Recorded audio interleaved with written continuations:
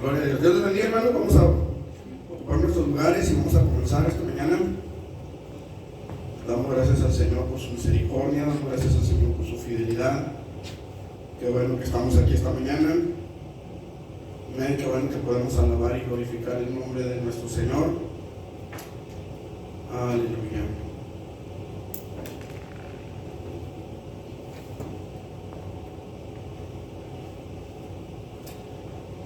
Vamos a orar, hermanos, y vamos a comenzar nuestro estudio esta mañana. Gloria a Dios. Vamos a orar, Padre, en el nombre de Jesús. En esta mañana, Señor, venimos delante de tu presencia. Te damos gracias, Señor, por tu fidelidad. Gracias por tu amor para con nosotros. Gracias porque nos permites estar en tu casa, Señor, para aprender un poco más de tu palabra y para crecer en doctrina y para crecer, Señor, en comunión contigo, Padre. Queremos rogarte, Señor, que tu Espíritu Santo venga sobre nuestras vidas, Señor, y limpie nuestros corazones para que podamos ser vasos útiles y receptivos, Señor, a tu palabra, a tu presencia, a tu bondad, Señor, en el nombre de Jesús. Bendícenos esta mañana con el estudio de tu palabra. Danos entendimiento y danos gracias, Señor, para que podamos no solamente recibirla, Señor, sino exponerla, Padre, para gloria tuya, y que podamos ser también, Señor, conductos por los cuales otros puedan venir al conocimiento de tu gracia, Padre, en el nombre de Jesús. Amén. Amén. Presentarse, mis hermanos, la semana pasada estuvimos entrando un poquito a la divinidad del Señor Jesucristo. Dijimos la semana pasada, hermanos, que para algunas personas Jesús fue un gran iluminado, para algunos Jesús fue un gran maestro, fue una persona que tenía conocimiento, que tenía autoridad, ¿sí?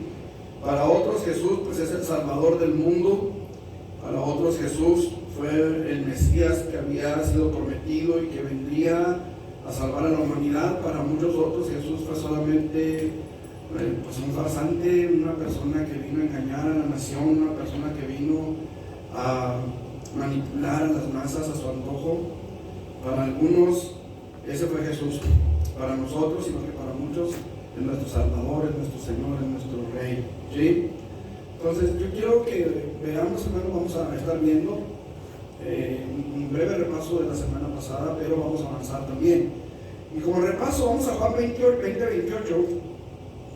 Juan 20:28.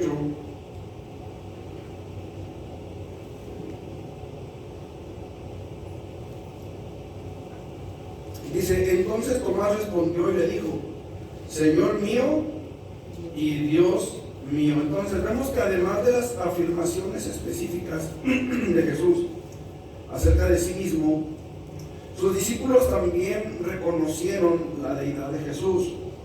O sea, no fue nada más que Jesús anduviera diciendo que Él era el Mesías o que Él era el Cristo. De hecho, solamente una vez recuerdo yo que Jesús haya dicho que Él era el Cristo. Una vez le preguntaron: si eres tú, dinos, no deja de turbarnos el alma. Y Él les dijo: os lo he dicho y no creéis. A Pilato, cuando lo estaban interrogando, también le preguntaron: ¿eres tú el rey de los judíos? Y él dijo: tú lo has dicho.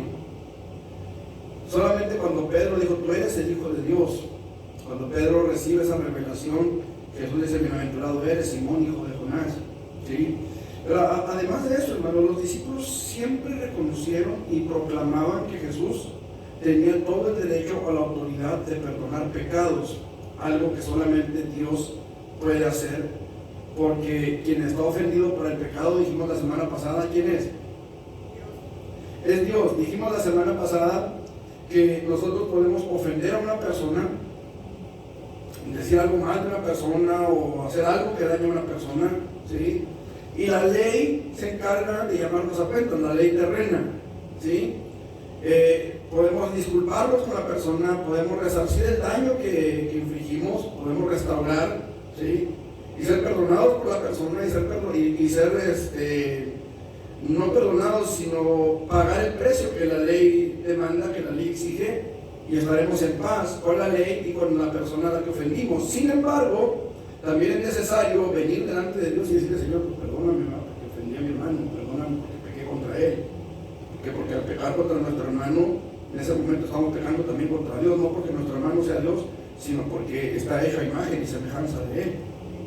¿Sí me explico? Pero nosotros necesitamos tener esto en cuenta, porque solamente Dios perdona el pecado. La persona va a perdonar la ofensa, la ley va a perdonar la violación a la ley, pero el pecado solamente Dios tiene el poder y la autoridad para perdonarlo. Dijimos o vimos algunas citas al respecto. Hechos 5:31, por ejemplo. Hechos 5:31 dice la palabra del Señor de la siguiente manera: a este, es decir, a Jesús, Dios ha exaltado con su diestra por príncipe y salvador, para dar a Israel arrepentimiento y perdón de pecados. Entonces solamente Dios tiene el poder de perdonar pecados, pero Dios exaltó a Jesús como príncipe y salvador para dar arrepentimiento y pecado. Es decir, el arrepentimiento que usted y yo sentimos por el pecado que hemos cometido o que cometimos en alguna ocasión, ese arrepentimiento vino por obra de Jesucristo. Vino por obra de Él. O sea, no fue algo que nació en nosotros simplemente porque nació. Es obra de Dios. Ese arrepentimiento que sentimos, por eso dice, por gracia sois salvos. ¿Sí me explico? Porque es una gracia que nos es dada. ¿Qué es la gracia? Un favor. Es un favor que nadie merece recibir. ¿Sí? Entonces dice, por gracia sois salvos. O sea, se nos hizo el favor de concedernos arrepentimiento para el perdón de los pecados. ¿Sí? Ok. Colosenses 3:13 dice la palabra del Señor de la siguiente manera también: soportándoos unos a otros y perdonándoos unos a otros si alguno tuviere queja contra otro. Y escuche, de la manera que Cristo os perdonó, así también hacedlo vosotros. De la manera que ¿quién nos perdonó? Cristo. Ok, vamos a ver Jeremías 31:34. Jeremías 31:34. Y no enseñará más ninguno a su prójimo, ni ninguno a su hermano, diciendo: ¿conoce a quién? A Jehová. Porque todos me conocerán, desde el más pequeño de ellos hasta el más grande, dice Jehová.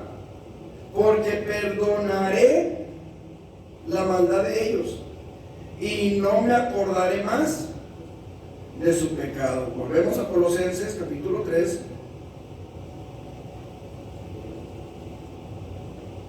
versículo 13.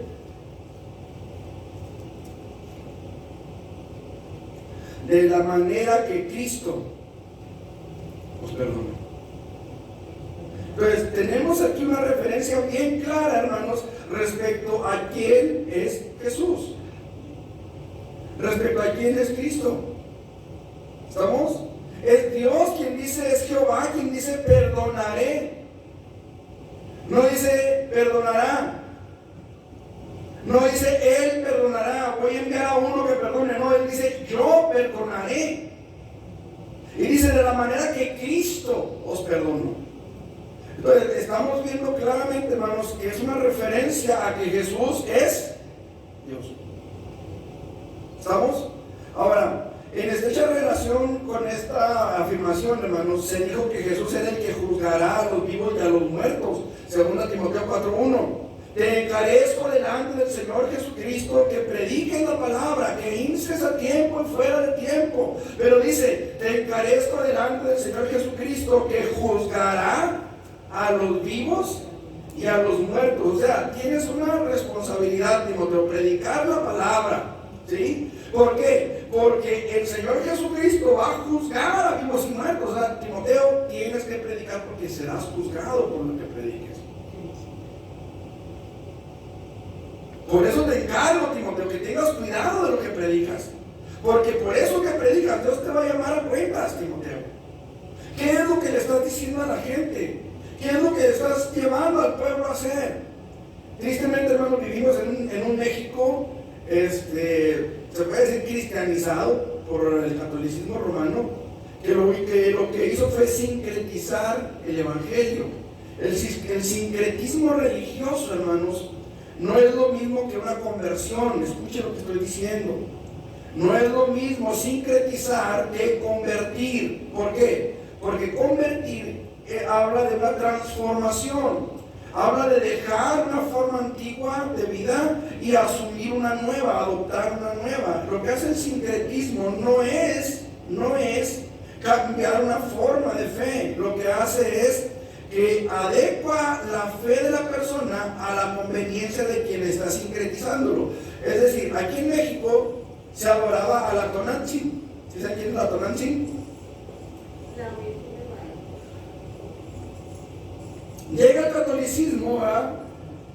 y toma la imagen o toma a la diosa, a la Tonantzin, o Tonantzin, no sé cómo se pronuncia, Tonantzin. Bueno, la toma a ella y le dice a los indígenas, es que no, está bien que la adores, pero no se llama Tonantzin, se llama Virgen de Guadalupe. Eso es el sincretismo. Y eso es, hermanos, lo que muchos han hecho, tanto en el catolicismo romano, hermanos, como, escuche, a veces se nos sincretiza también en el Evangelio. Tenemos que tener mucho cuidado, y aquí lo mencionábamos una vez, tenemos una responsabilidad bien grande en qué es lo que enseñamos a la gente a cantar, en qué es lo que predicamos en el púlpito. Tenemos que tener mucho cuidado, hermanos, porque a veces un error que pudiera haber en la interpretación de la Escritura, y podemos llevar a la gente a otra parte donde no queremos llevarla. Entonces necesitamos sí tener ese cuidado en qué es lo que predicamos, qué es lo que enseñamos, hermanos. ¿Sí? Ahora, ya lo leímos, Tomás dijo, Señor mío y Dios mío. Y Pablo llamó a Jesús nuestro gran Dios y Salvador.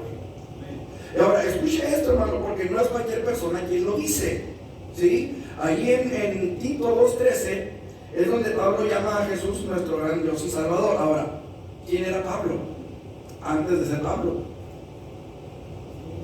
Pablo era un perseguidor de la iglesia, y al ser perseguidor de la iglesia, Pablo era un perseguidor de Jesucristo. De hecho, cuando Pablo va para Damasco, todavía bajo el nombre de Saulo de Tarso, él va para Damasco, lleva cartas de los principales sacerdotes y lleva la autorización de ellos para arrastrar a la cárcel a los que profesaran el nombre de Jesucristo y predicaran la resurrección de los muertos en su nombre. ¿Sí? Ahora, este hombre estaba convencido 100% de que Jesús era un fraude y de que la iglesia era un peligro para el pueblo de Israel.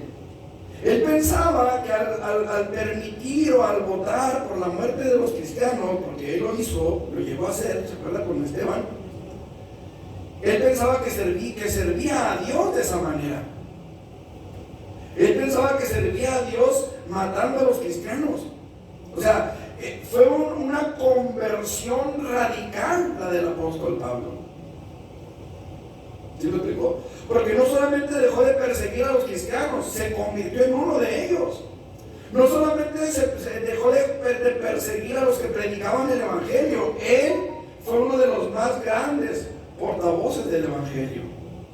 Tan es así que la mayor parte del Nuevo Testamento que tenemos está escrito por él. Si mal no recuerdo, son 14 epístolas las que Pablo escribió. Entonces, la gran y algunos creemos, porque me cuento también entre ellos, creemos que es el escritor de la carta a los hebreos, aunque la Biblia no nos dice, el libro no nos dice quién es el autor, pero hay diferentes escuelas de pensamiento. Hay quienes piensan que fue Apolos, hay quienes piensan que fue Aquila, hay quienes piensan que fue Pablo. Yo pienso que fue Pablo, por la forma de escribir, por el contenido bíblico que tiene, pienso que fue Pablo. Pero en fin, eso es, aunque es punto y aparte, entra dentro del mismo tema. Pablo llegó a ser uno de los más grandes portavoces del Evangelio. Eso se llama conversión. Y para que un hombre de las características de Saulo, fariseo de fariseos, educado a los pies de Gamaliel, perseguidor de la iglesia, asesino de cristianos, se convirtiera al cristianismo, es que algo hay ahí. Y para que lo llamara mi gran Dios y Salvador Jesucristo, es porque el rey ahí. ¿Sí me explico? Entonces, las acciones que pueden ser llevadas a cabo solamente por Dios le son atribuidas a Jesús. Por ejemplo, Jesús no solamente resucitó muertos, como vemos en Juan 5:21 o en Juan 11 del 38 al 34, que creo que es la más conocida, la de Lázaro, ¿no? Pero también cuando iba aquel féretro caminando por la calle, ¿se acuerdan? Juan 5, ¿qué dije? 21. Ajá.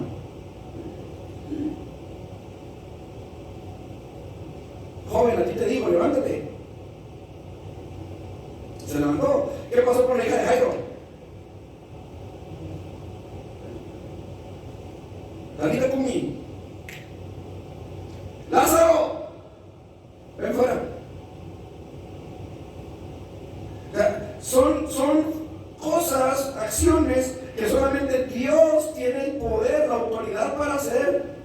Y escuche, porque solamente en el caso de Lázaro, solamente en ese caso, Jesús dice: Padre, gracias te doy por haberme oído. Pero aclara, no lo digo porque no me oigas, sino para que estos sepan. Qué interesante es eso, porque en el caso del joven que iba en el féretro, él no pidió permiso. Él dijo: joven, a ti te digo, levántate. En el caso de la hija de Jairo, él no pidió permiso, le dijo: Talita cumi. O sea, tenía autoridad para hacerlo. Y tiene la autoridad para hacerlo, puesto que en un día no muy lejano él dirá: hey, ven, sube acá, y subiremos a su presencia. Él tiene esa autoridad que solamente le es dada a Dios, que solamente Dios tiene esa autoridad. Jesús perdonó pecados. ¿Se acuerdan cuando aquel hombre era llevado por 4? ¿Qué es lo primero que Jesús hace con él? Hijo, tus pecados te son perdonados. ¿Quién puede perdonar pecados sino solamente Dios? Pues para que sepan, dijo Jesús, que el Hijo del Hombre tiene potestad en la tierra para perdonar pecados. Le dijo al paralítico: levántate, toma tu lecho y vete a tu casa. Porque ¿qué es más fácil? Perdonar pecados que nadie ve. O sea, ¿usted vio cuando lo perdonaron? ¿Usted vio a Dios diciéndole: te perdono y yo te absolvo, como dicen por ahí? No lo vimos. Entonces, ¿qué es más fácil? Decirle al paralítico: tus pecados te son perdonados, o decirle: levántate, toma tu lecho y vete a tu casa. ¿Qué era más fácil para Jesús? ¿O para un hombre cualquiera? Sí, para Jesús, por eso digo, para un hombre cualquiera. ¿Qué era lo más fácil? Y yo te absolvo. Sí, quédate como estás, y yo te perdono, quédate como estás, pero yo te perdono. Eso es lo que hacen en la religión popular, me dicen: quédate como estás, yo te perdono. Eso es lo más fácil. Pero Jesús dice: pues para que sepan, como testimonio, como prueba de que puedo perdonar pecados, le voy a decir a este que se levante, y lo hace.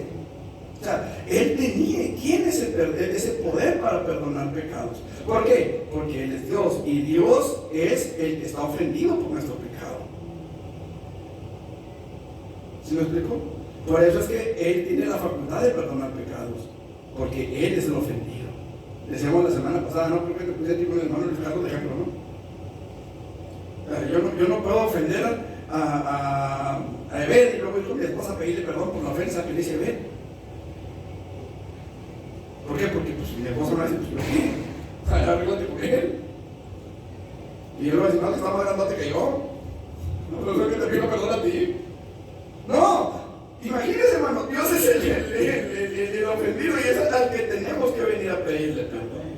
Ok, entonces Jesús perdonó pecados. ¿Con qué autoridad perdonar pecados? Pues él es el ofendido. Ahora, escuche esto, hermano. En cierta ocasión, Dios me hizo entender algo. Cuán grande es la influencia o el poder de Jesús para perdonar pecados, que estando en la cruz, él le dijo al Padre: perdónalos. O sea, ¿quién mejor que Jesús estando en la cruz para decir: perdónanos? En ese momento un pensamiento vino a mi mente, ¿verdad? ¿Qué estaría a punto de hacer el Padre para que Jesús dijera: perdónalos?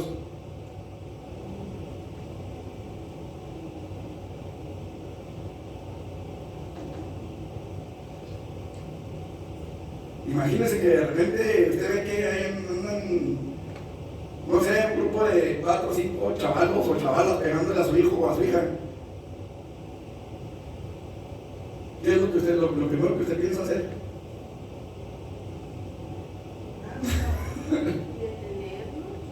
Detenerlo de alguna manera. Ahora, era el Hijo de Dios que estaba siendo escupido, o que fue escupido, que fue azotado, que se burlaron de él, que le besaron la barba. ¿Sí les expliqué lo que era mesar la barba, verdad? ¿Sí se los comenté? No, mesar. ¿Sí se acuerdan? ¿Que lo vimos? Era arrancársela a jalones. Eso es mesar la barba. Y no conforme con eso lo crucificaron. Le pusieron una corona de espinas. Lo humillaron a lo sumo. Póngase en el lugar del Padre. Póngase en los zapatos del Padre un ratito. Como humanos que somos, a veces nos hierve el apellido, se nos sale la sangre, ¿cierto? Pero Jesús, estando en la cruz, dijo: Padre, perdónanos, no saben lo que es. O sea, ¿con cuánta autoridad cuenta Jesús, hermanos, para decir perdónanos? Es una autoridad que nadie más va a poder igualar jamás, hermanos. Y es una autoridad, escuche lo que lo va a decir, que nadie en la tierra va a compartir jamás. Usted puede perdonar la ofensa que le hagan a usted, pero el pecado solamente Dios lo perdona. ¿Sí me explico? O sea, a lo mejor si de repente llega alguien y le roba la cartera, usted lo puede perdonar, pero ese pecado solamente Dios lo puede perdonar, usted no. Hay gente que dice: no, la Biblia dice que Dios le dio esa potestad a los hombres. No, cuidado, hermanos. La Biblia dice, para que sepáis que el Hijo del Hombre, no los hijos de los hombres, el Hijo del Hombre tiene potestad para perdonar pecados. Dijo al paralítico: tus pecados te son perdonados, toma tu lecho, vete a tu casa. Y los que estaban alrededor se sorprendieron, se maravillaron, se escandalizaron, es la traducción correcta, de que Dios le haya dado tal potestad a los hombres. Ellos. Pero Jesús no dijo los hombres, Jesús dijo el Hijo del Hombre. Y se estaba refiriendo a sí mismo. Ya vimos la diferencia entre Hijo de Dios e Hijo de Hombre.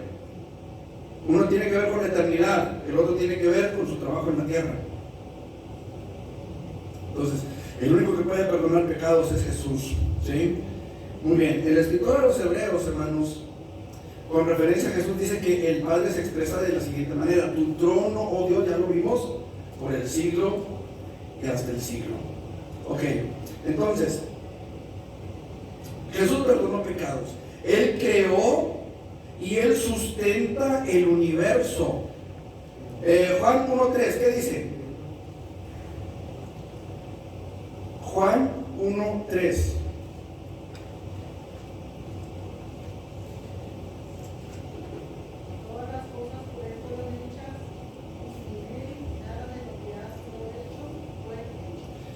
Todas las cosas por Él fueron hechas, y sin Él nada de lo que ha sido hecho fue hecho. Entonces, Él creó y sustenta el universo. ¿Estamos? Entonces, aquí estamos hablando, hermanos amados, de que Él es co-creador con el Padre y con el Espíritu Santo. Recordemos que en el principio creó Dios los cielos y la tierra, y el Espíritu de Jehová se movía sobre la faz de las aguas. Pero ahí tenemos a la Trinidad completa operando. ¿Estamos? Entonces, por Él fue creado el universo. Colosenses 1:16 y 17. Colosenses 1:16 y 17. Porque en Él fueron creadas todas las cosas, las que hay en los cielos y las que hay en la tierra, visibles e invisibles, sean tronos, sean dominios, sean principados, sean potestades. Todo fue creado por medio de Él y para Él. Y Él es antes de todas las cosas. Y todas las cosas subsisten. ¿Qué significa subsistir? ¿Se acuerdan? Ya lo vimos. Subsistir. ¿Qué significa subsistir?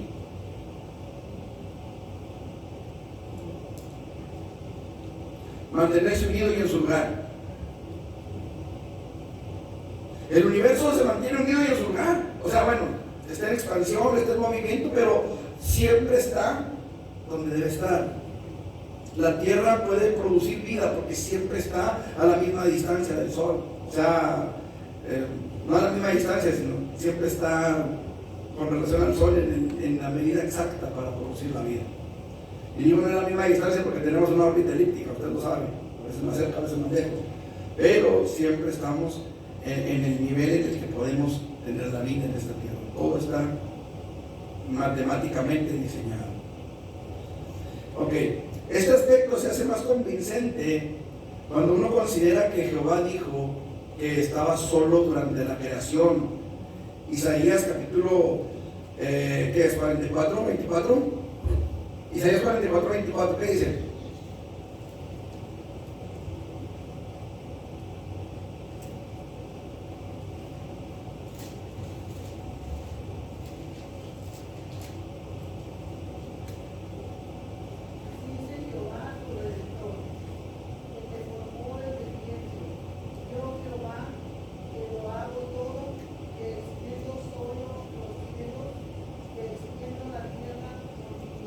Ok, léalo otra vez despacito. Es más, también yo lo busco. Isaías 44, 24. Dice, así dice Jehová, tu Redentor. Fíjese que está hablando en singular. ¿Sí? Que te formó, singular, desde el vientre. Yo, Jehová, que lo hago todo, que extiendo los cielos, que extiendo la tierra, que extiendo solo los cielos, que extiendo la tierra por mí mismo. ¿Sí? Ok. Yo, Jehová, que lo hago, que te formó desde el vientre. ¿Que te qué? Formó. Ok, estamos hablando aquí en singular. Pero Génesis 1:26 dice, hagamos. Hagamos. Entonces, Dios es un solo Dios, pero es un Dios en tres personas. Aunque ya no estamos hablando de la Trinidad, la Biblia está llena de alusiones a la Trinidad, llena de versículos que nos hablan de que Dios es un Dios en tres personas, Padre, Hijo y Espíritu Santo, ¿sí? Y los tres juntos reciben el nombre de Jehová. Jehová te bendiga y te guarde. Jehová haga resplandecer su rostro sobre ti y tenga de ti misericordia. Jehová alce sobre ti su rostro y ponga en ti paz. ¿Sí? Entonces Jehová es el único que puede perdonar pecados. Jesús es el único en la tierra que puede perdonar pecados, porque no hay otro Dios y no hay otro mediador entre Dios y los hombres. Jesucristo, hombre, es el único. Amén. Además, Cristo posee atributos que solamente la deidad puede tener. Vamos a ver. Juan 8:58.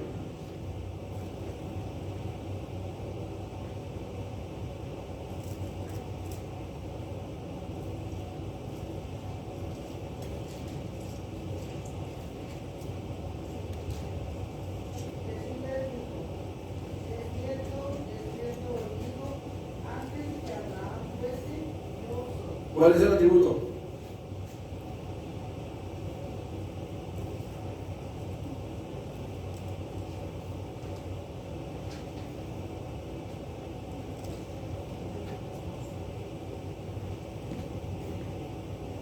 ¿Cuál es el atributo?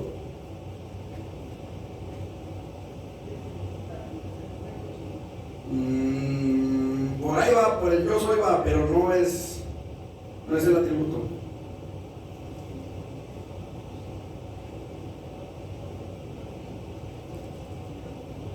¿Qué? O digo, no.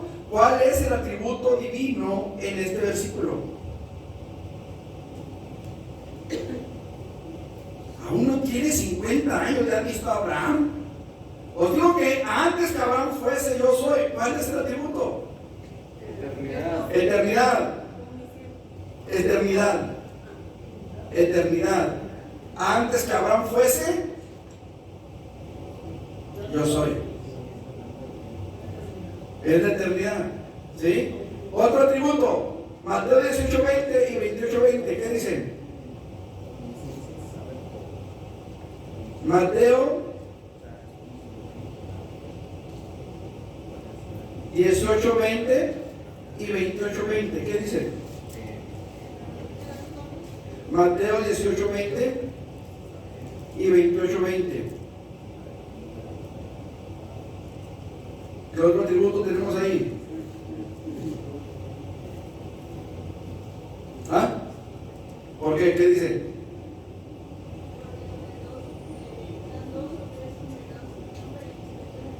Porque donde estén dos o tres congregados en mi nombre, ahí estoy yo en medio de ellos. ¿Cuántos estamos aquí? Sí. Somos una multitud, ¿verdad? Aquí está el Señor, ¿sí sabía usted eso? Y sabía que en el Redentor, y en Jeruel, y en el Monte de los Olivos, y en Rosa de Sarón, y en Emanuel, y en Benecer, y en otras tantísimas iglesias que hay alrededor de todo el planeta, que en este momento están congregados en su nombre. Ahí está Él en medio de ellos, en medio de nosotros. Él es omnipresente, está en todo lugar al mismo tiempo. Una gran diferencia, hermanos, entre Dios y los ángeles. Los ángeles son muy rápidos, se mueven a velocidades tremendas, pero no están en todo lugar al mismo tiempo. Eso es algo que los adoradores de la muerte no entienden. Y piensan que es una deidad que no está en todas partes al mismo tiempo. La muerte, hermanos, no es un ángel, es un estado de separación entre el alma y el cuerpo y el espíritu. ¿Sí? Eso es la muerte, no es un ángel. Pregunto, ¿qué fue lo que le dijo Dios a Adán que iba a pasar si se comía el fruto del árbol? Morirás, no le ibas a convertir en un ángel. Y ciertamente no se convirtió en un ángel, ni él ni su descendencia. ¿O sí? Para nada. Entonces, cuando la Biblia habla del ángel de Jehová, cuando la Biblia habla del ángel de la muerte que llegó a Egipto, o cuando la Biblia habla del ángel de la muerte que llegó a Israel cuando David hizo aquel censo, no está hablando de un ángel que tiene específicamente la función de asesinar. Está hablando de un mensajero que Dios envió con una tarea. ¿Sí me explico? Pero no está hablando de un ángel que tenga exclusiva y específicamente el monopolio de la muerte. Porque los ángeles no son omnipresentes. Igual se puede morir aquí una persona en el siguiente segundo, y en ese mismo segundo, con las mismas centésimas, con las mismas milésimas, con las mismas micras de tiempo, puede morir una persona al otro lado del mundo. Entonces no es un ángel. ¿Lo explico? ¿Cuántas personas mueren en el mundo, hermanos, en un día? Miles, si no es que millones. Entonces un ángel no tiene un solo ángel, no puede hacerlo. No es omnipresente. ¿Lo explico? Ok. Entonces es omnipresente. Vamos a ver Mateo 16:21 y Juan 2:23 al 25.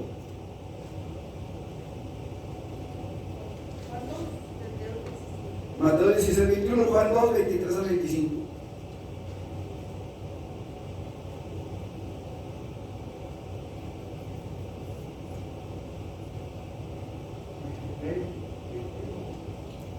¿16:21 de Mateo? Sí.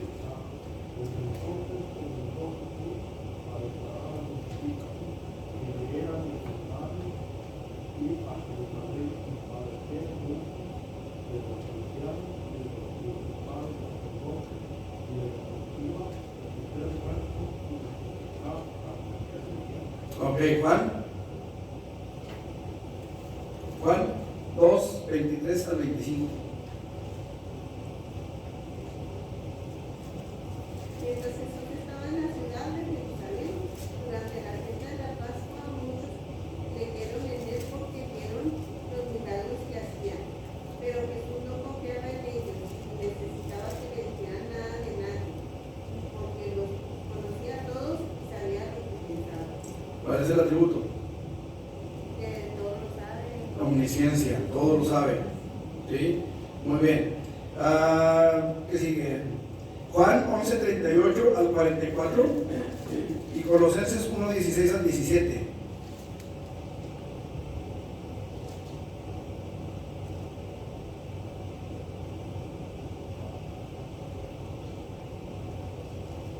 Juan 11, 38 al 44 y Colosenses 1, 16 al 17.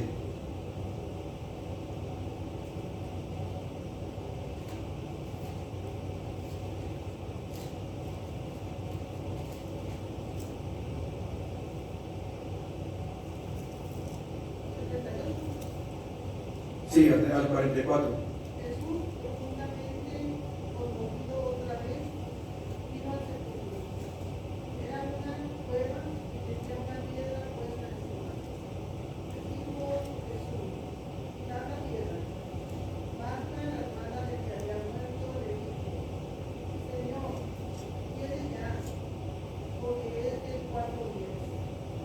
Jesús le dijo: "¿No te he dicho que si crees verás la gloria de Dios?".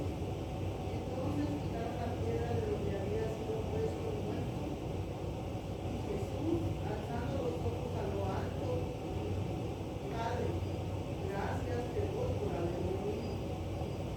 No sabía que siempre me oyes, pero lo dije por causa de la multitud que está alrededor, para que crean que tú me has enviado". Y habiendo dicho esto, clamó a gran voz: "Lázaro, ven fuera". Y el que había muerto salió, atadas las manos y los pies con vendas, y el rostro envuelto en un sudario. Jesús les dijo: "Desatadle y dejadle ir". Ok, ¿cuál es el atributo? Omnipotencia.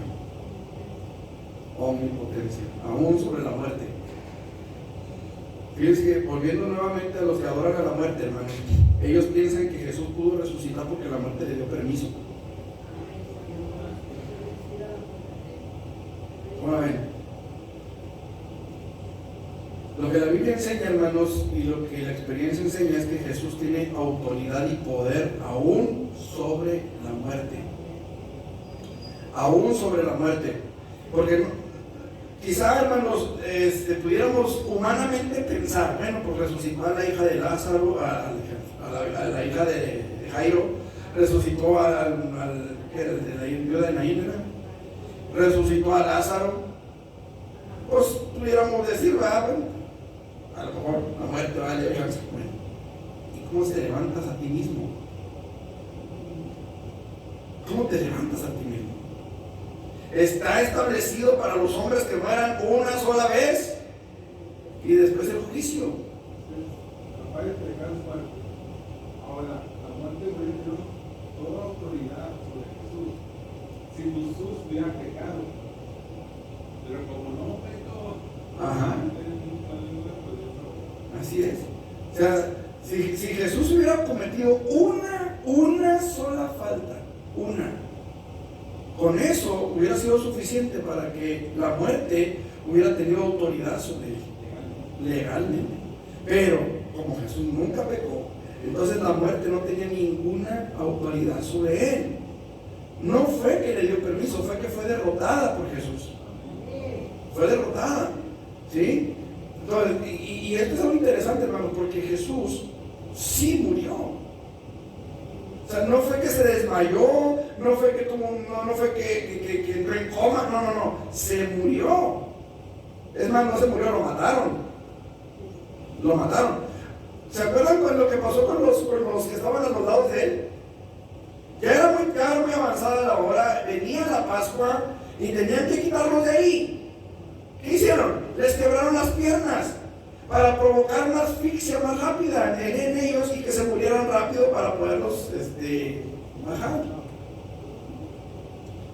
Pero cuando llegan con Jesús se dan cuenta de un pequeño gran detalle: Jesús ya estaba muerto.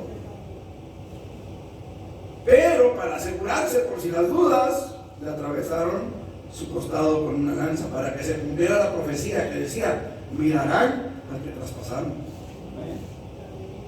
Ahora, de su pecho brotó sangre y agua, ¿sí? Así lo describe Juan. Lo que brotó de su pecho fue la sangre que quedaba en el corazón y el pericardio. Hermana, usted que es enfermera sabe de eso. El pericardio, que es una sustancia acuosa, cerosa, que semeja a agua, ¿cierto? ¿Qué fue lo que brotó del corazón de Jesús? Es decir, el pericardio fue roto con la lanza. El corazón se fue traspasado con la lanza, por eso brotó sangre y por eso brotó ese líquido que Juan describe como agua. Si me explico, esto lo vimos en el estudio que tuvimos anteriormente, antes de venir para acá. No sé si a ustedes les tocó todavía ese estudio. ¿Sí les tocó todavía? Ok, donde hablamos acerca de ese líquido ceroso, ¿verdad? Ok. Entonces, la omnipotencia. ¿Qué otro atributo tiene Jesús que sea divino? Hebreos capítulo 13:8, el único que nos queda por ver. Colosenses 1, 16 al 17. Ya lo leímos, ¿no? En él fueron creados todos los dominios, principados, etc. Ok, Hebreos 13:8. Sí, también es omnipotencia, pero Hebreos 13:8, ¿cuál es? Inmutabilidad. Jesucristo es el mismo ayer y hoy y por los siglos. Él no cambia, es inmutable. ¿Sí? Son atributos que solamente la deidad tiene.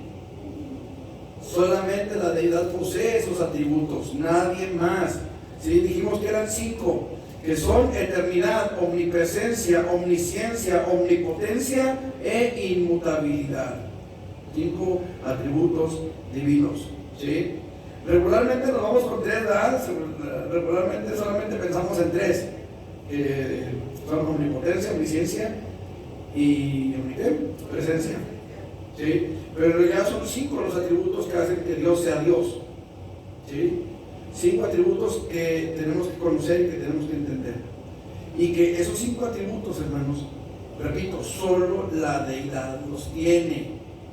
¿Sí? Y Jesucristo los tiene. Ok. El Señor Jesucristo es el eterno Hijo de Dios. La Biblia declara su eternidad al lado del Padre. Ya lo leímos, Juan 1, del 1 al 2.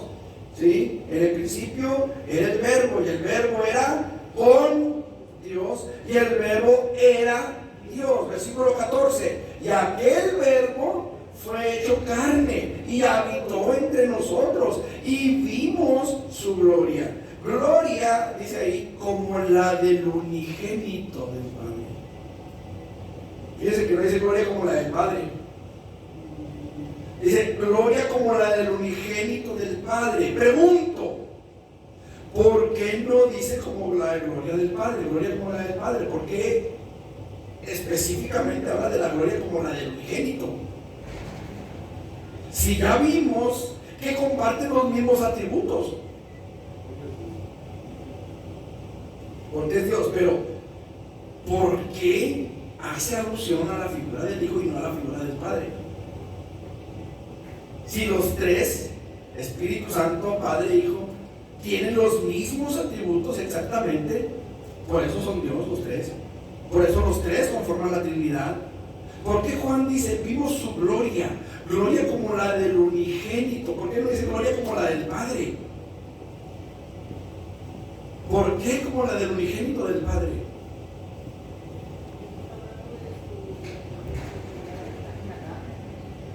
Está hablando de su deidad en la carne.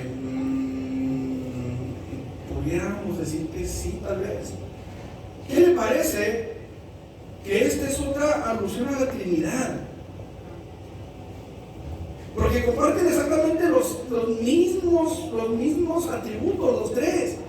Pero Juan aquí se encarga de hacernos ver que Él es el Hijo del Padre. ¿Sí me explico? Y además el unigénito del Padre. Nos está hablando aquí, nos está haciendo otra alusión más a la Trinidad. A un Dios en varias personas. ¿Sí me explico? Porque la palabra Trinidad pues, no aparece en ninguna parte de las Escrituras, lo mismo que la palabra unicidad no aparece en ninguna parte de las Escrituras. Sin embargo, los versículos que nos hablan de una pluralidad en Dios son muchísimos, entre ellos este. Gloria como la del unigénito del Padre, lleno de gracia y de verdad. Lleno de gracia y de verdad. Y luego hace otra alusión a la deidad de Jesucristo cuando dice, porque de su plenitud tomamos todos. ¿De la plenitud de quién? No dice del Padre, dice de Jesús. Y de Jesús. Ok. Entonces la Biblia declara su eternidad al lado del Padre. La Biblia declara su nacimiento virginal. Isaías 7:14, ¿qué dice?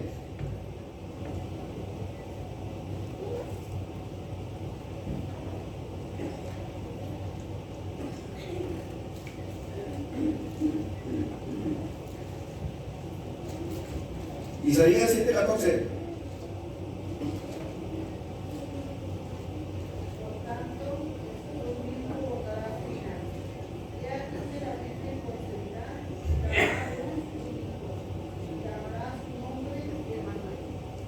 He aquí que la Virgen concebirá y dará a luz un hijo y llamará su nombre Emmanuel, que traducido es Dios con nosotros.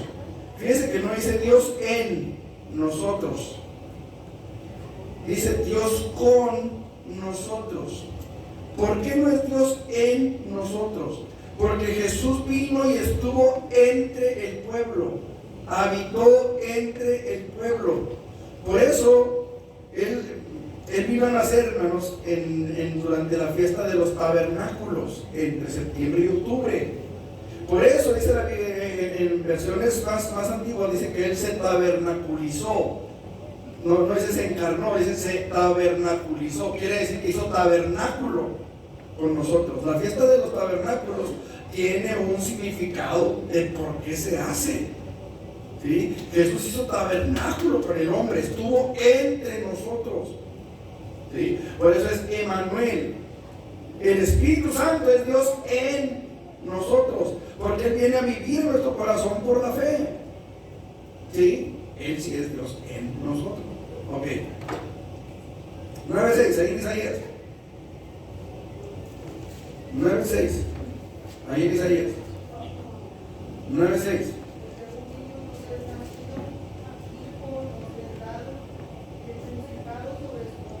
Ok, hasta ahí. Porque un niño nos es nacido, hijo nos es dado, y el principado sobre su hombro, y se llamará su nombre admirable, consejero, Dios fuerte, Padre eterno, príncipe de paz. ¿Sí? Esos nombres se le atribuyen a Jesucristo. ¿Sí o no? Porque un niño nos es nacido, hijo nos es dado, y el principado sobre su hombro, y se llamará su nombre. Y me llama la atención que entre los nombres que se le dan al hijo,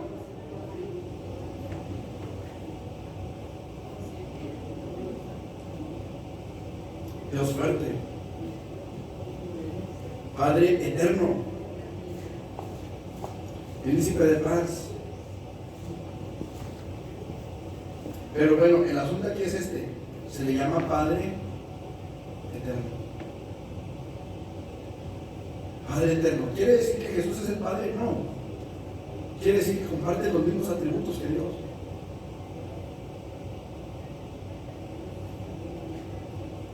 ¿Estamos? Ok. La Biblia, bueno, vamos a ver Lucas 1:31 y 35. Lucas 1:31 y 35, ¿qué dice?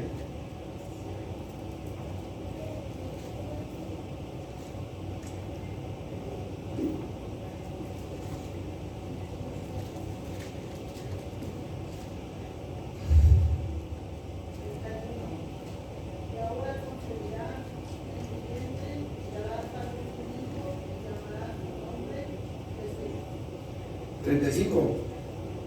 Respondiendo el ángel le dijo: el Espíritu Santo vendrá sobre ti, el poder del Altísimo te cubrirá con su sombra. Por lo cual también el santo ser que nacerá será llamado Hijo de Dios. Ok, ahí está entonces, hermanos, su nacimiento virginal. ¿Está bien? Muy bien. También la Biblia habla, hermanos, de su vida sin pecado, de sus milagros, de su obra vicaria en la cruz, de su resurrección corporal de entre los muertos y de su exaltación a la diestra de Dios. Todo esto lo vamos a ver la semana que entra con el favor de Dios, cita por cita. ¿Está bien? Muy bien, hermano. Vamos a ponernos de pie, vamos a orar para dar por concluida nuestra sesión de hoy. Y damos gracias a Dios por ello, amén. Y nos preparamos para nuestro servicio de este mediodía. Aleluya. Eterno Dios y buen Padre, en el nombre de Jesús, en esta tarde, Señor, te damos gracias por tu palabra, gracias por tu presencia en nuestras vidas, gracias porque nos das el entendimiento, Señor, para que podamos crecer en tu palabra y crecer en tu gracia y crecer en tu misericordia. Señor, en el nombre de Jesús te pedimos, bendigas el estudio de tu palabra en nuestro corazón, Dios, y sea tu nombre glorificado. Prepáranos, Señor, para que podamos alabar y glorificar tu nombre esta tarde, Señor, con todo nuestro corazón queremos hacerlo. En el nombre de Jesús. Amén. Amén. Bueno, después, entonces, hermano Peña, vaya si gusta y